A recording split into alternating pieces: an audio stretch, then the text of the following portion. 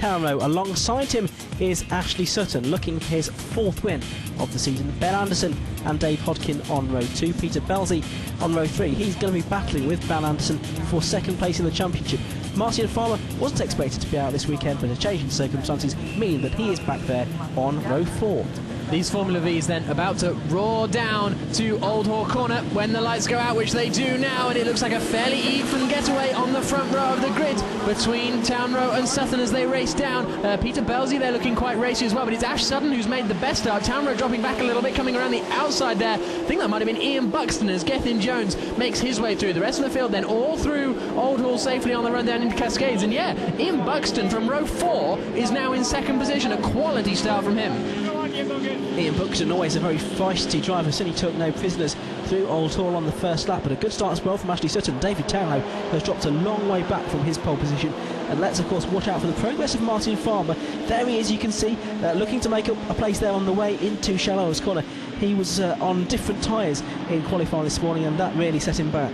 So the top 3 beginning to pull away, and then a bit of a queue really before forming a little further back. One man who isn't out this weekend is Dan Pitchford. After mullering his car at Castle Combe a few months back, he well, I walked past it earlier in the paddock looking very battered again. Dan isn't here, he's gone home I presume, but it's sad that he's not out racing. But there is Ashley Sutton then starting to pull away from Ian Buxton, who now has Peter Belsey right up behind him as they climb the hill. Belsey not going to be quite close, or is he? He's having a little look up, and then he's got Martin Farmer right behind him in 4th. Here they come. Belsey not going to be quite close enough this time for the look into the double apex right-hander at Druids.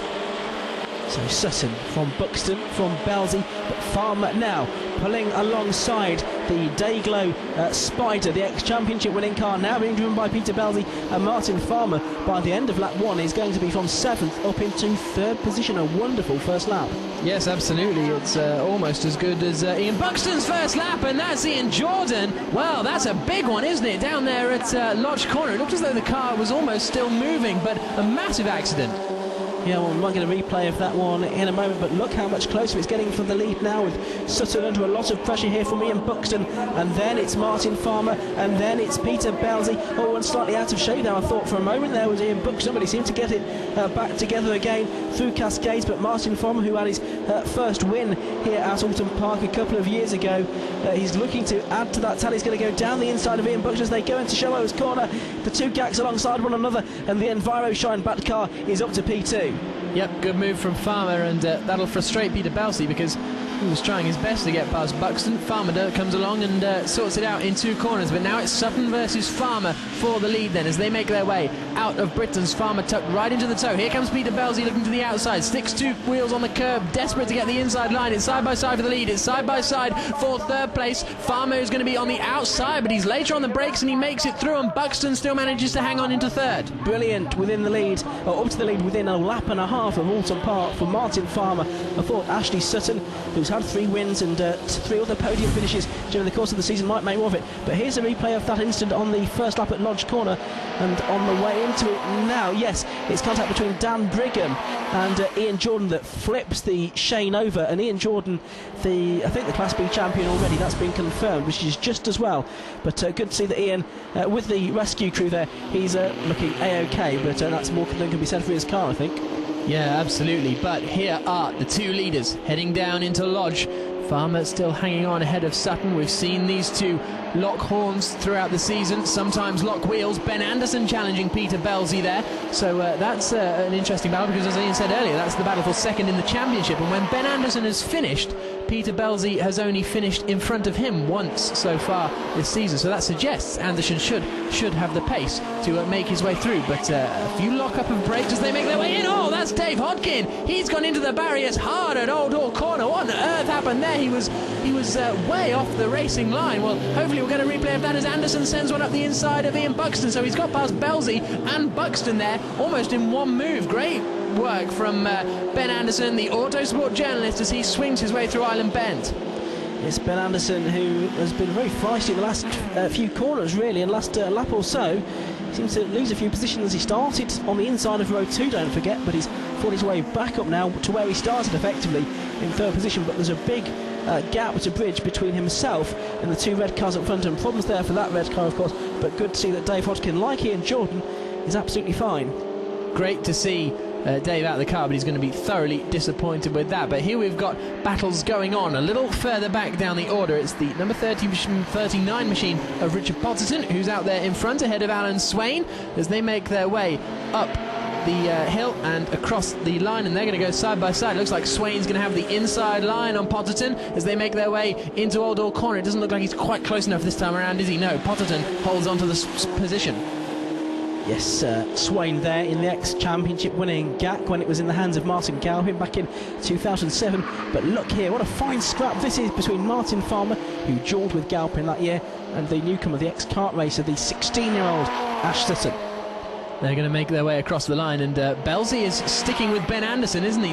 Those two right together. Then further back, we've got the 8 machine of Paul Taylor. We haven't seen much of him. And there is our pole position man, David Townrow. Now, he's obviously a man who took full advantage of the wet conditions, because in the dry, he, quite frankly, is nowhere near the front of the field. So he obviously, wet conditions suiting him as he makes his way around, closely behind Steve O, I think, there. But looking at the lap times, David Townrow is faster than 1 or 2 of the drivers ahead of him, so I think his poor start has certainly hampered his weekend. Number 99 there. It's Gethin Jones, very out of shape there, wasn't he, Jack? Yeah, I was talking to him in the paddock earlier about some of his charity endeavours. He's involved with the Make-A-Wish Foundation, and he's running their logos all over his car here today, swinging his way through the right-hander at Old Hall Corner, and he's fairly far behind the man in front, but these two are absolutely glued together into Lodge Corner. Yes, they are, and they've already passed some of the slower cars there, but the pace seems to have dropped a little bit, if anything. And yes, the red flags are out, Jack. The red flags are out, so not quite sure what's caused that. No, the hands are up. Dave Hodgkin crashed quite a while ago now, so unless there's something on the circuit somewhere else around the place. But let's hear, first of all, from the man involved in that incident, Dave Hodgkin. Well, I was looking to go inside Ben Anderson down into the braking area. Ben blocked to the inside, so I went back to the outside again. Hit the brakes at the normal point, and the pedal went solid, and the car just didn't slow down. So I got off the pedal, back on the pedal, off the pedal, back on the pedal, and then hit the wall. Disappointed, or is it one of those things that happens? When you get into a race car, you've already accepted that mechanical things can go wrong, and on this occasion, I've walked away from it, so there's no bad accidents that you walk away from. Adrian Ward there with Dave Hodgkin. Let's have a look at the results then. And after 4 laps when the results were declared, Martin Farmer was half a second clear of Ashley Sutton. Ben Anderson 3rd, Peter Belsey, despite an incident down at the chicane, he was classified in 4th position. Look at those storms in 9th, 10th, 11th and 12th. Tim Probert, Gethin Jones, Stephen Glaswell and Richard Potterton. Alan Swain in 13th in the GAC, ahead of the Irish driver Ken Elliott. Well, Martin, that's a pretty awesome drive for you from 7th on the grid to lead within less than 2 laps. Yeah, if it was the first 2 laps made it, I think Ash might have been a bit quicker.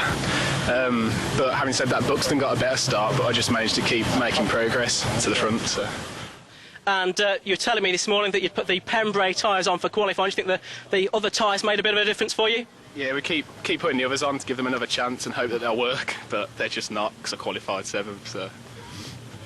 So a good win. Shame not to see the checkered flag, though. Yeah, I don't mind. I think Ash might have had me anyway. So.